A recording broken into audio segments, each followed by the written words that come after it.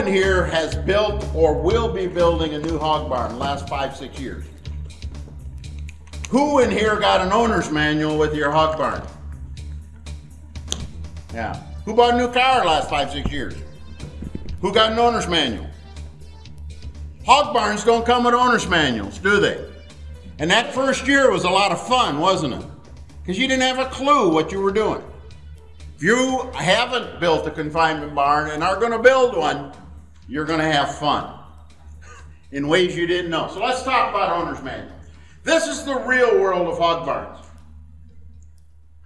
So Saturday, the electricians gets the last wire pulled. Maybe Saturday night you have the beer party for the neighbors. Sunday you power wash. Monday the pigs show up. And Tuesday you go, damn. Right? That's the real world of hog barns, isn't it? Well, when you got your hog barn constructed, there were owner's manuals for every piece of equipment installed. Other feeders and drinkers. And they, if you were lucky, they showed up in a box like that. You know, notice I said if you were lucky and didn't end up in the dumpster. The challenge is you have an Airstream controller and Verifan, multi-fans, or you have a Verifan controller and AP fans, or whatever. You know, there's no coordination between all of them, and as such, there is no owner's manual. Especially if you tweak the builder and set in the process, well, if you do this little bit, I'll be a lot happier.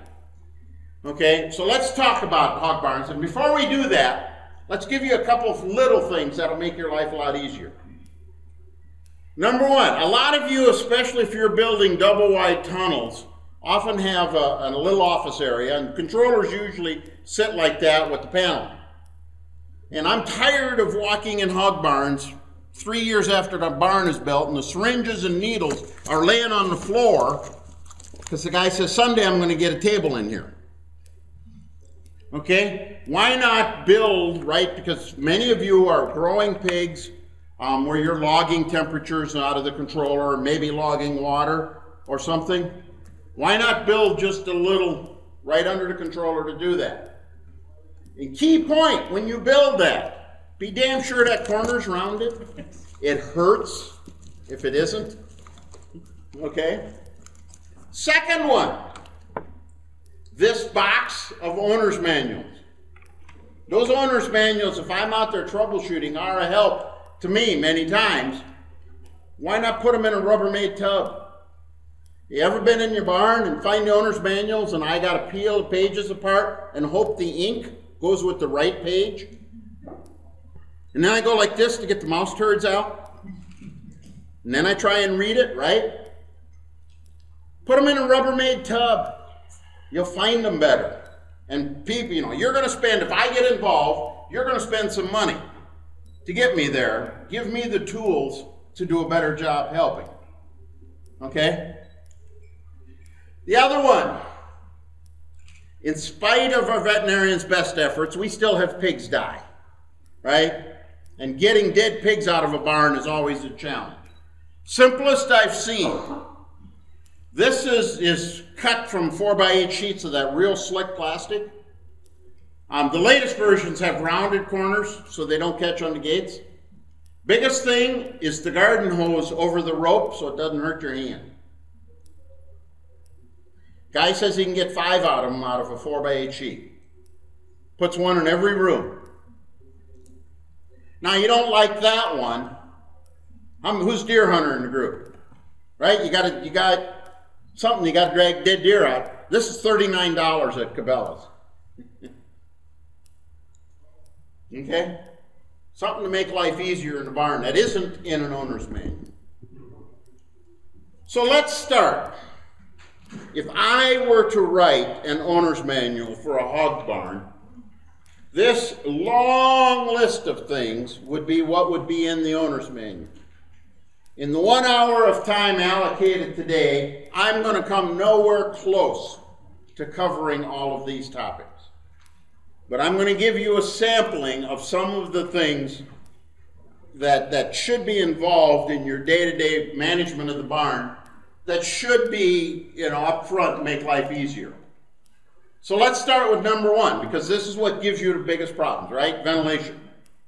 Many of you built the confinement barn, and there's this box on the wall. It costs $5,300 to have this box. And the lights flash at you, and it's got toggle switches. And after that, you don't have a clue. Who was through a ventilation workshop yesterday? Right, you didn't have a clue, did you? Right? So let's talk ventilation system details. This is what you got in your barns, right? One of these, maybe. And they're all different, but they all do the same thing, right? They run the fans and the heaters and maybe the inlets. So let's talk about it. Our ventilation systems, in the way we do them in the United States, are all driven by heat, right? Because your room has what? 2, 3, or 4 temperature probes. And all the decisions on ventilation are done by temperature, aren't they? Now, pigs produce a lot of heat. And other than when your ventilation system is at the absolute minimum, what are they doing? Reacting to excess heat, right? Because if the fan goes faster, that meant the room started to warm up and I got to get rid of heat. This is a graphic of heat production by today's pigs. This is pigs from the 80s, the 90s, my best guess of heat production today. We add about 10 to 15% to the heat output of our growing pigs every 10 years. Okay, at the same weight. Okay, so today's pigs generate more heat than 10 years ago, than 20 years ago. The reason for more heat output is because they deposit muscle faster, right? Rates of lean gain are higher today. Thanks to nutrition, thanks to health, thanks to genetics, thanks to all of that. Deposition of muscle generates more heat than the deposition of fat or than maintenance does. Doubt me? Who's got teenage sons or had teenage sons? Right. When they were in full stride as a teenager and ate yada house and home, they went out in the winter. Did they ever wear a coat? Geez, put a coat on. I'm not cold. Put a coat on. Get rid of them flip-flops. Put shoes on. I'm not cold. Right? They were in lean deposition mode. Our hog barns are full of teenagers. And they grow, and of course they behave like teenagers too. But they grow like teenagers, don't they? They eat and grow and eat and grow. A lot. How much heat? Best guess, heat comes in 2 forms, sensible and latent. Sensible heat is air temperature. About 2/3, when we're in thermal neutral conditions, 2/3 of the heat the pig generates is as air temperature and 1/3 is moisture in the air. Best guess was when just before we start topping pens, we can be generating close to 800 BTU of air temperature per pig per hour. Let's see, I got a 1,200 head room. 800 BTUs is 960,000 BTU of heat per hour. 4 LB whites non-stop is what we're talking about in terms of heat that we got to do something with. You know, whether we believe in global warming or it's just a trend, it's warmer outside. Heat is our big deal. Everything we do in the hog barn is driven by this. And we're generating more heat, aren't we? What do we recommend for temperatures? Lots of questions out there on recommendations. Different companies have different philosophies. The basics are, today, because of heat production, we would argue that going into the summer weather, you need to be more aggressive on cooling of pigs. Because you got more heat you got to get rid of. We also think there's evidence starting to accumulate in the literature that would suggest the lower critical temperature is lower than we used to think. This is data from Canada on their recommended set points. Now, is a barn ever at set point? Almost never, right? And we'll show you that in a minute. So you say, gee, I can't set my barn at 63, my feed efficiency will get worse. No, because the barn isn't going to be 63 in Missouri. It's going to be 65, 68, 70. You need to be somewhat aggressive on turning set points down so the pigs have room to deal with heat. Recommended ventilation rates. This becomes the minimum. What do I need to move for air? Because you have a stage 1 variable speed in your controller, don't you? Well, just about every hog barn has that. What should stage 1 accomplish? This is what the Midwest Plant Service says we need to move for moisture control. And it doesn't suddenly go from 3 to 7, you know, you gotta use some sense. Typically we start at about 5 CFM when we place pigs. By the time they're market weight, you need to move about 10. Nurseries, it's 1.8 to 2 CFM a pig. Okay, Mike, 2 CFM a pig, let's see. I got a 24-inch fan, what the hell does it move? How do I take CFM per pig into fans? Here's the magic numbers. If you don't know anything about your fan, all you got is a fan in the wall and you take your tape out there and it's 24-inch, we're going to start with an estimate of 6,000 CFM per fan. 24-inch fans can be as low as 4,800 or as high as 7,200. But the majority are in the range of 5,500 to 6,000 CFM. 18-inch fan is about 3,000, 36, generally 11 to 12, and then your big ones are 20 to 30. Well, let's take this through. Let's show you how your hog barns work. And this is anywhere in the world they work like this. We're going to model this curtain barn. Stage 1 is 2 24-inch variable speed pit fans. For the model, I'm going to use the APP 12F, or 24F, the one without the discharge cone. So it's 5,800 CFM a fan. Stage 2 is 2 more pit fans on the other side, and then they got 2 wall fans. Stage 1, right, so you set your controller what, to 50% minimum speed, don't you? A lot easier. 50% minimum speed is 5,800 CFM. 1,250 pigs, that's 4.6 CFM a pig. That's how you get between fan capacity and what's there. Key points when you start working with your controllers. 50% minimum speed is not 50% CFM. Because it depends a lot, as the group learned yesterday, a lot on how you set up the controller. If you ever want to tack fans and find out what your fan really is doing, about 62% RPM is 50% CFM. Okay? You've heard the saying, never run your fans less than 40% minimum speed. What they're really telling you is never run your motors less than 50% speed, RPM, because they're totally enclosed, air over motors.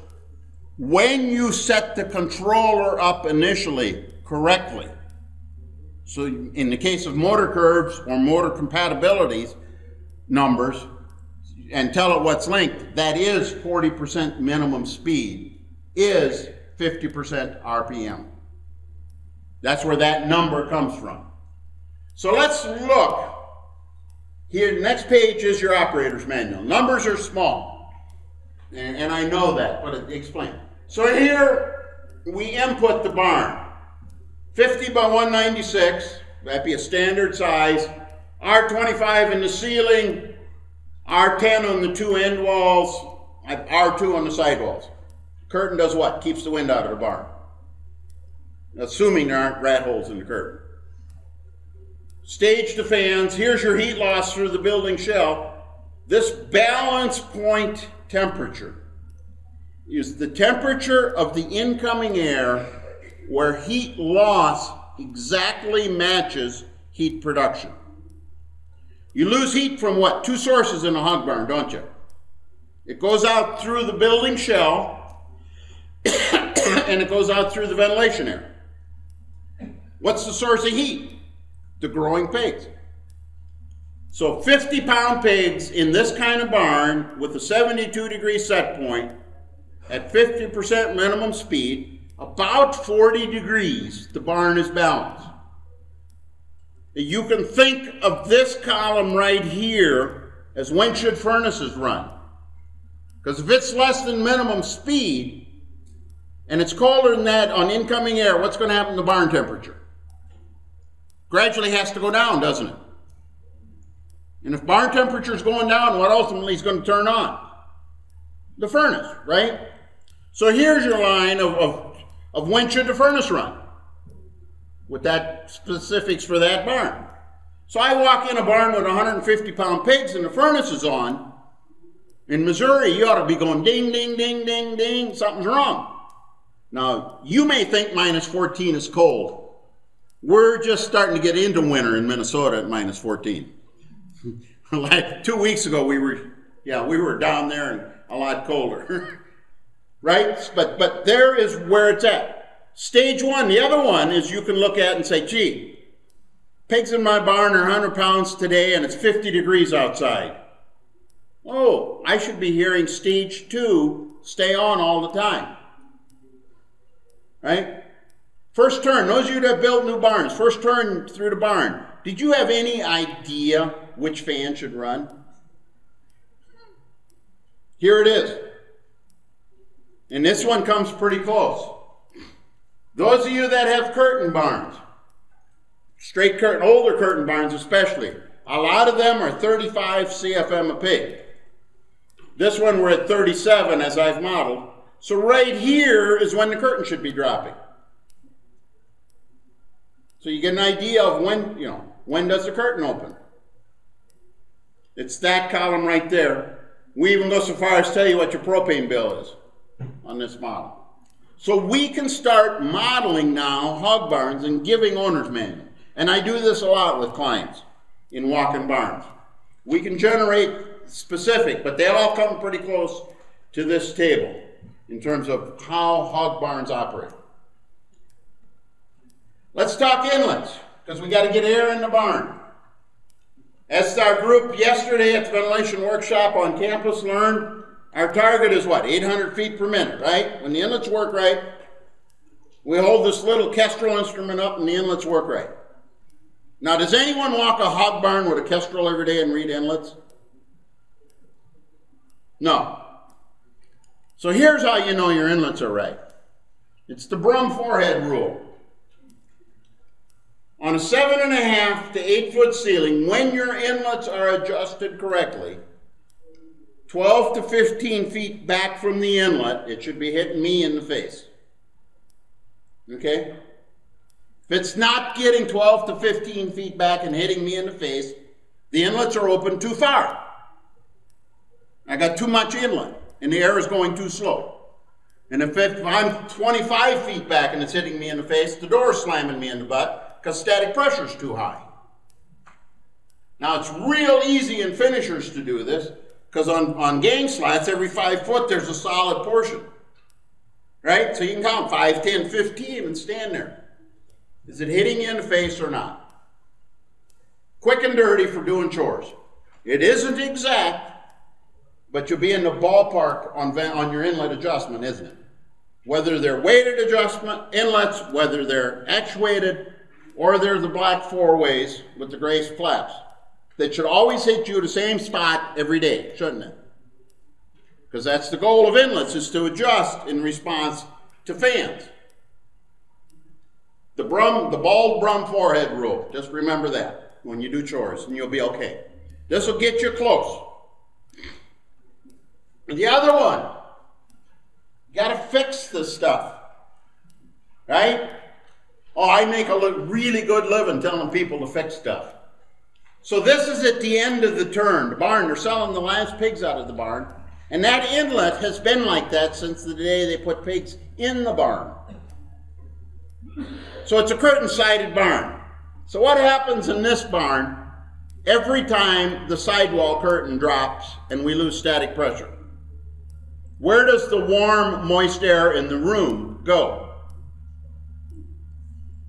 Up in the attic.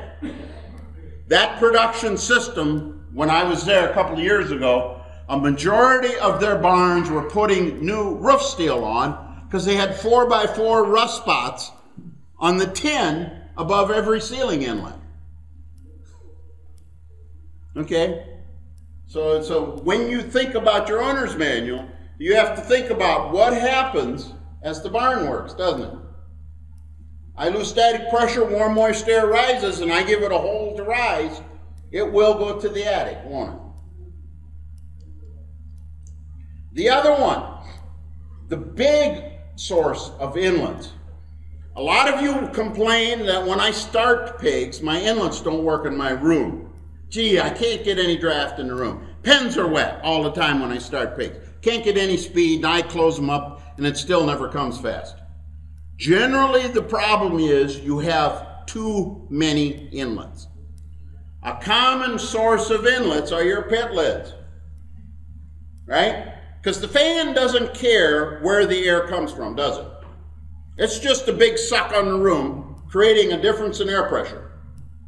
And all holes are equal for air to come in.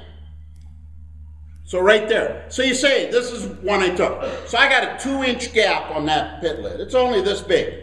Boy, that isn't a very big gap on a pit lid, is it?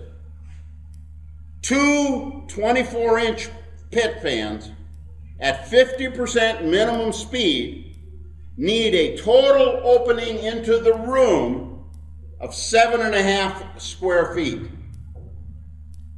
7.5 square feet is this high on one walk-in door, because a walk-in door is just over 20 square feet. Okay? Total from every leak in the barn to get your ceiling inlets to work of 7.5 square feet. Geez, that's only 2 inches. That can't be much. 2 inches times 4 lids times 4 feet is 2.7 square feet. There's a third of the inlets to the room from that little gap at minimum ventilation. How many of you have curtain barns and you stand at the curtain in the summertime, or fall of the year when the curtain starts running, and you look through it and, gee, there's a million little pinholes, right? God, I can get another year out of that. It ain't leaking too bad yet. How many leaks are there? A lot. I'll tell you right up front, when you have that kind of situation, your ceiling inlets will not work correctly.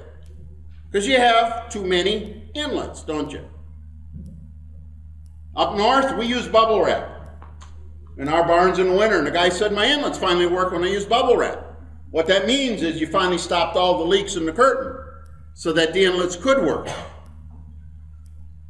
It's a really big deal when you start approaching minimum ventilation to get barns tight. Because that's the number you're after to make your inlets work. And if you have other size fans, it gets even smaller.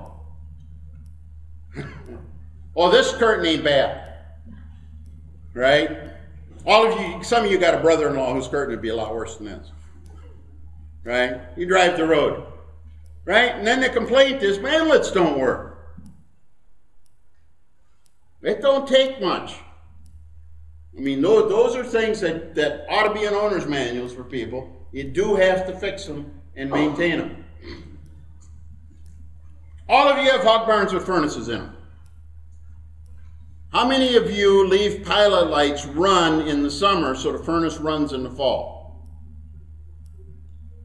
Now, it costs you $16 a month per pilot light in propane.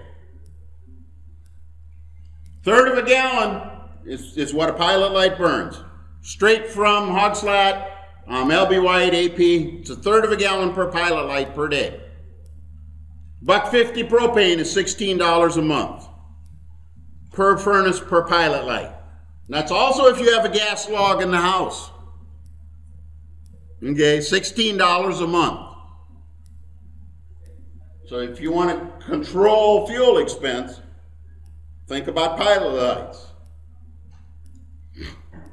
So let's talk furnaces, and it's almost too late to talk furnaces in Missouri because you're in the balmy South, and Steve Pohl and I are going to get a suntan yet today in our shorts. It's so nice.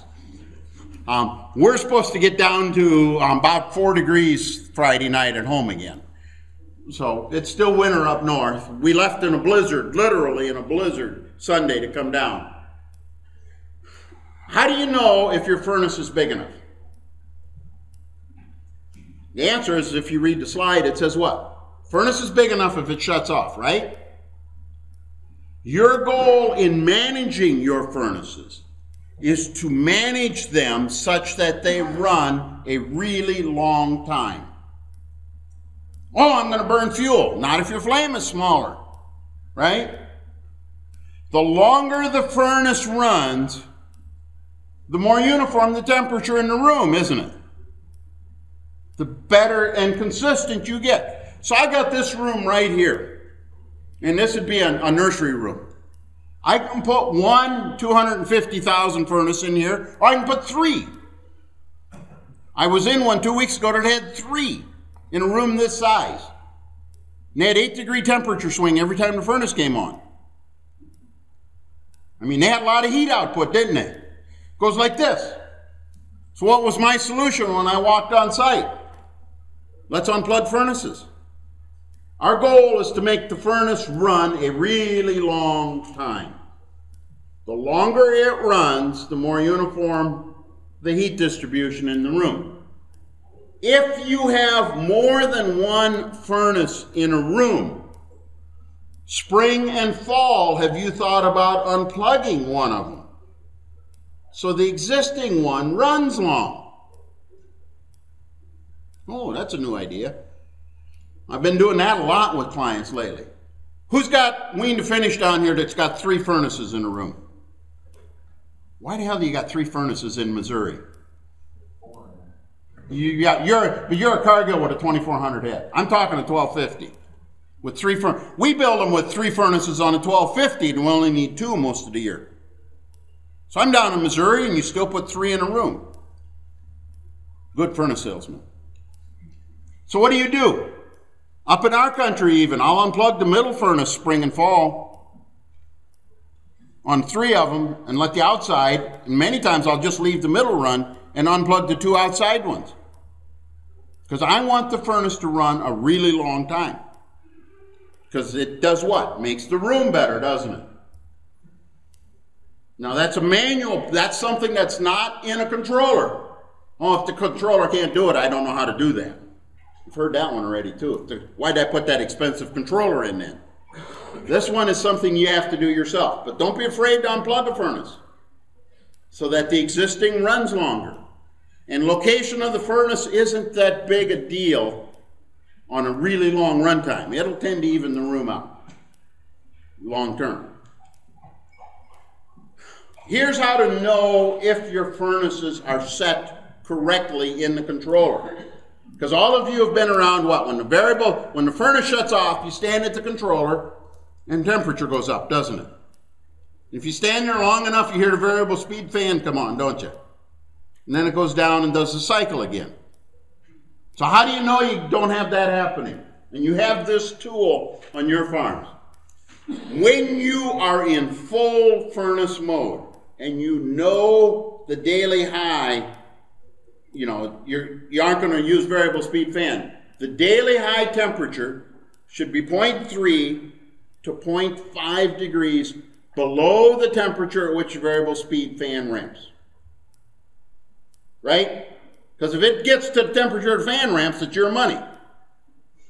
If you have Aerotech, Airstream, or Acme controllers, which are made by Thevco, the ramping happens at 0.1 degrees above set point. So you need to be somewhere around 0.3 to 0.5 below set point in that controller. Right? If you're a full degree below set point all the time, on daily high, when you're in furnace mode, what can you do with the furnace off temperature? I can raise it a half a degree, can't I? Which does what to the furnace on temperature? Brings it up a half a degree. Which did what in the pig environment? Raised the pig environment a half a degree, didn't it? And if it's tripping the variable speed fan, it's time to lower it. So you have the tool in your barn already to control your furnaces. Who's familiar with the blue valve? Should be 100% in the room. You're getting bad. We're gaining on this one. Variable output furnaces.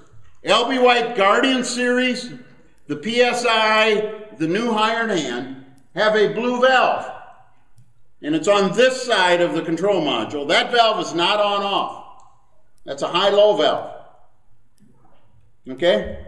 Every furnace on every hog farm in the United States on September 1 should be on low. When do you turn them to high?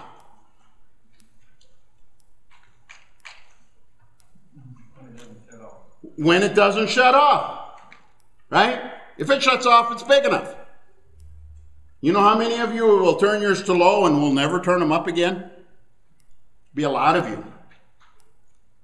If they're on high now, we're going into warm weather, let's start turning them down. Because we want that furnace to run a long time. That's not an on-off, that's a variable output valve. Wonderful tool to use. Let's talk the next part of the owner's manual that didn't show up. Emergency systems. We kill too many pigs in the United States and in other countries from ventilation failures, right? Something goes wrong in the room and pigs die. Now they die not from pit gases, not from lack of oxygen. They die almost always from hyperthermia, which is excess heat, right? If we're putting 800 BTU an hour in, when the fans quit running because of power out or breaker trip or whatever, and the ventilation fails, do they quit producing heat? Nah, they're standing at the feeder yet, cranking 800, right? So they quickly run out of places. So let's put some math to this. So here's heat production on that 1250. You know, you've lost 30 pigs already by the time we get big. So 1,220 head, 800. That's how much heat is going into the air in an hour. That curtain barn that we just modeled loses 2,400 BTU of heat per degree Fahrenheit difference between outside and inside. So when it's 65 inside and 0 outside, I lose 150,000 BTU through the wall. But if the fans don't run, I'm still gaining 900,000 an hour, right? And a 40 degree gets even worse, doesn't it? Fans are really important to heat output. The basics of this, your emergency systems that should have been installed when you built the barn are designed and have to be designed for heat removal within 30 minutes of a ventilation failure. Big pigs will be dead in under an hour. And big pigs could be a nursery room or a grow finish barn. Big pigs, relative to the animal space, you have 30 minutes to begin heat removal. That's why in all of the training meetings I do not support or recommend PTO generators. Because if you went to the basketball game out of town, you can't get home in 30 minutes and do it. So what do we do as an industry? Number one, we put alarm systems in, right? Now, let me tell you how to kill pigs with an alarm system. This happened 3 weeks ago, maybe 4 now, in Minnesota. Had an alarm system. The alarm system, the alarm system was power, it was a double wide tunnel. The alarm system was power to the barn, not to the room, and one of the rooms lost power. Now this one did have a high temperature alarm, and after about 10 minutes, the alarm calls. Part-time employee picked up the alarm, canceled the alarm, left a voice message. 4 hours later, there were 600 dead pigs. And 120-pound pigs. Pig owner billed the contractee, $72,000 for the dead pigs. And of course, the wife is on the phone crying to me. This is kind of a big hit in life, isn't it? $72,000. You know, do we have to pay? Is it really? It's your fault, right? Because you ignored the alarm. Really important. Absolute minimum on alarm should be power to every animal space and high temperature. Not power to the barn or power to the site, because every place I got a controller, I need power, don't I? So you'll see a lot of the new agri alerts especially, they will tell you power to controller. And that's what they're after, is if something happens in that room, I get a call. The other one then is this high temperature. And so when the high temperature hits, you're already in trouble. You got less than 30 minutes if you get that kind of alarm. Now, the other thing you should have in every barn is what? Override thermostats. Override thermostats are there for when the controller doesn't work, because the controller's got a little 1 amp fuse. You should all have a spare 1 amp fuse taped to the inside, because you will have to go looking for it someday. Then, or the front board goes out, or whatever. Controller goes out Friday afternoon, you can't get part till Monday. What's going to run the fans? Right there.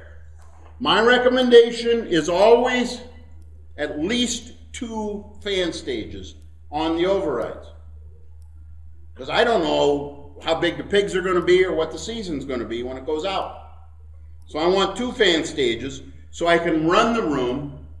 If they're small pigs, if they're own room, a nursery, wean to finish, I'm going to put a furnace override also.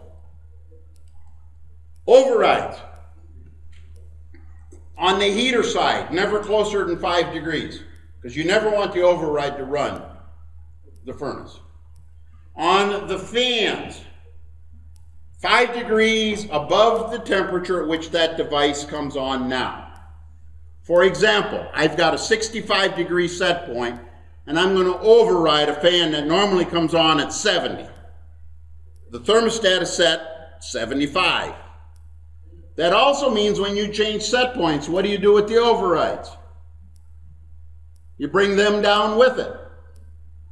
You know, and you guys are in Missouri, you're better than this. I'm going to make fun of Iowa. You know how many barns I walk in Iowa? The override is still where the electrician put it 15 years ago. And you go to try and turn it and it doesn't. They need to, if you're going to protect the animals, follow that kind of temperature. Put labels on them.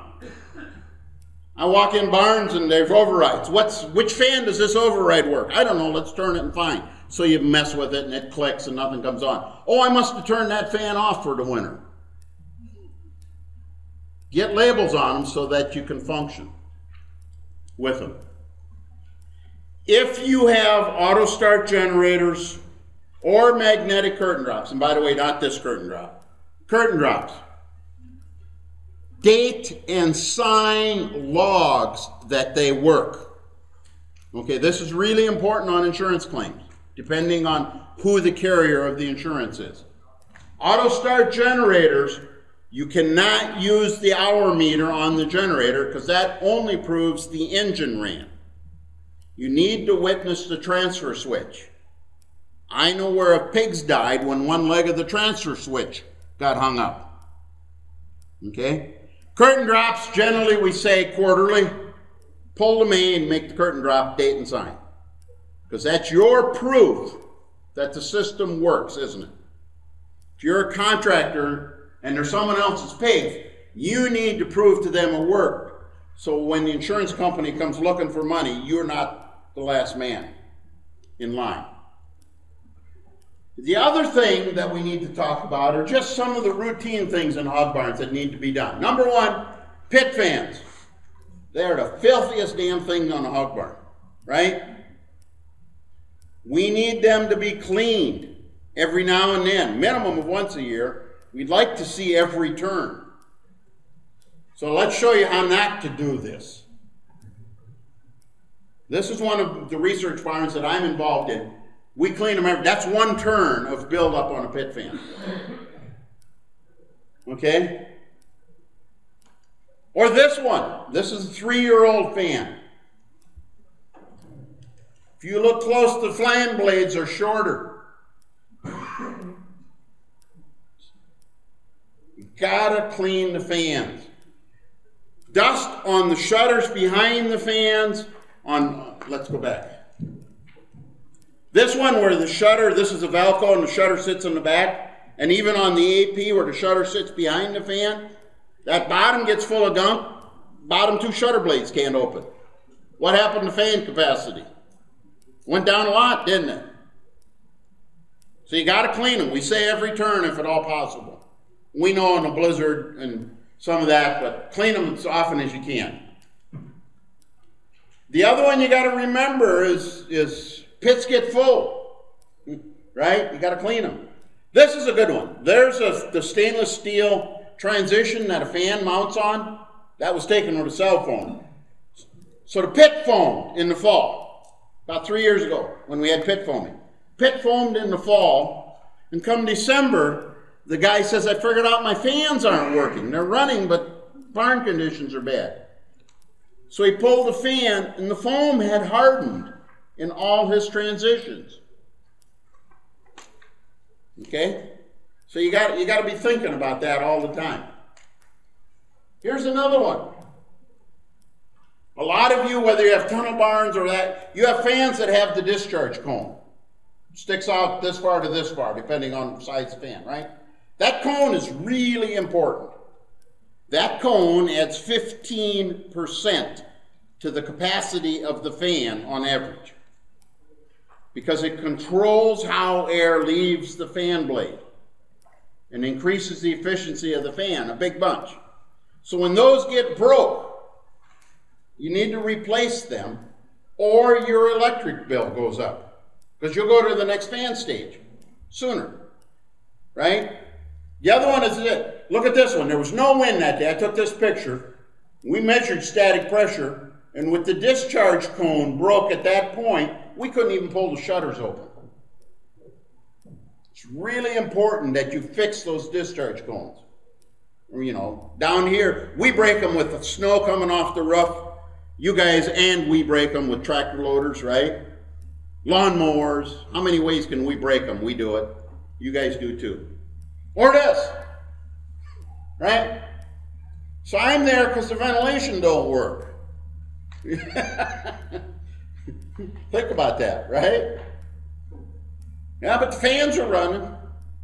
So how much air really goes through that fan? Not much. Or this,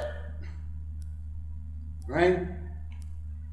Owning a hog barn with the investments we make today requires maintenance. Finally, a lot of you now, especially those of you going with tunnel, have belt drive fans, right? And it takes a while on belt drives. Those belts go bad. When do you know a belt is bad? Man, you know, because yes, the fan could, well, is it a 1/4 inch deflection? Is it 2 inch deflection? When it wobbles like this or wobbles like this, right? It's really important. This is data out of a chicken house, Larry Jacobson in Minnesota. This is what the book said the fan should do. This is what they measured, and that's what they got when they tightened the belt. Quick and dirty way to know if your belt needs tightening. 2 ways you can do that. One is you can take a tachometer to the fan, and we demonstrated yesterday a $160 tachometer, how to do RPM on the fan. The other one, if you've got the thermal infrared gun to shoot mat temperatures, take the temperature of the pulley on the fan blade, not the pulley on the motor. If the belt is slipping because it's loose, the pulley is going to heat up well above ambient. So if the pulley becomes hot, you got a loose belt, don't you? But you got to get the belts tight, because it's this kind of difference in fan performance. A loose belt versus a tight belt. And you got to clean inlets. Fans can only suck out what they can get in. Oh, this is a nightmare. Twice a year, take a broom to all your inlets. An absolute minimum. Get them clean. And don't build crap like this or like this. This, Steve Pohl is sitting in the back of the room, our ventilation team. This is the only kind of inlet we recommend. 1 square foot of soffit inlet per 400 CFM of fan is the magic number that we designed with. It's right there. Finally, and then we'll open to questions. Many of you, as you've built the new barns, maybe have more than one barn, maybe have some employees and others, things, you lose track of what should be done. You forget year to year. You remembered what to do, but you got a new employee. Do you have checklists? I use seasonal ones, in case it's winter and summer, just to be sure we get things done on time in anticipation. These are examples of a checklist I put together for some clients to start with. If you would like copies of these, send me an email. I'll send them back to you. Welcome to modify them or make them your own checklist for your sites. But get something in your hands that repeatedly over seasons, you get the little things done right in that hog barn that if you had an owner's manual, you'd read about once in a while. Good enough never is. I would hope in the last 50 minutes, I've given you some help on managing your hog barn to make you not good enough, to make you among the really good pork producers in the world. Because wherever I present, be it in the United States or overseas, my goal is to help us all make conditions better for the animals that are under our care. Note at the bottom, I write a weekly blog for the Minnesota Pork Board, and it covers a whole host of topics. Quite a few of you in this room already read the blog with me. It's free, just go on and read whatever's there. And the topics I cover are whatever's on my mind that week, dealing with pig industry.